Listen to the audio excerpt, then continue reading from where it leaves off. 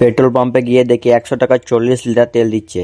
আর আজকে আমাদের কোথায় নিয়ে গেছিল সেটা দেখাবে ভিডিওতে। সকাল সকাল মুখ ধুয়ে তারপর একটি নতুন ড্রেস বার করে বিছানা ঠিকঠাক করে নেওয়ার পর পরে নিলাম ড্রেসটি।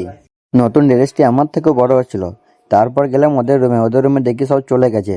তারপর আমি তাড়াতাড়ি নিচে নেমে গাড়িতে চেপে পড়লাম। তারপর দেখি রাস্তার ওই পারে একটি হোটেল, তাই তাড়াতাড়ি নেমে পড়লাম গাড়ি থেকে। জেব্রা ক্রস পার হবার সময় দেখি সব গাড়িগুলো দাঁড়িয়ে গেছে। এই সিস্টেমটা যদি আমাদের ইন্ডিয়াতে হতো খুব ভালো হতো, তাহলে আমাদের ইন্ডিয়াতে অ্যাক্সিডেন্টটা অনেক কম হতো। দুটো পরোটা তরকারি নিয়ে তাড়াতাড়ি খেয়ে নিলাম। তারপর দেখি এখানে 100 টাকায় 40 লিটার তেল দিচ্ছে। আমাদের ইন্ডিয়াতে তো ভাই 100 টাকার 1 লিটার তেলও হয় না। ইন্ডিয়াতে পেট্রোল পাম্পে 105 টাকায় 1 লিটার তেল দেয়। এরপর তোমরা ভাবছো 40 লিটার তেল কেন ভরলো, কারণ গাড়িটি আমাদেরকে অনেক দূর নিয়ে যাবে। তারপর তাড়াতাড়ি ব্যাগ প্যাক করে বেরিয়ে পড়লাম। এখান থেকে আমরা যাব রুয়েস, 3 ঘন্টা রাস্তা। আর রাস্তা যেতে যেতে আমরা একটা ভিডিও বানিয়ে নিলাম। আর এখানে গাড়ির গতি 160, কারণ এখানে 160ই চালানোর নিয়ম আছে। 160-এর বেশি হয়ে গেলেই ফাইন লাগবে। তারপর সূর্যও ডুবে গেল, যেতে যেতে অনেক বোর হয়ে যাচ্ছিলাম। অবশেষে পৌঁছেই গেলাম।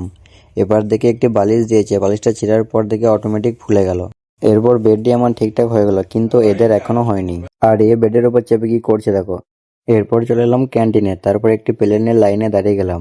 তারপর দেখি আজ চিকেন ফ্রাই হয়েছে। আজকের জন্য এতটুকুই, দেখা হচ্ছে নেক্সট ভিডিওতে।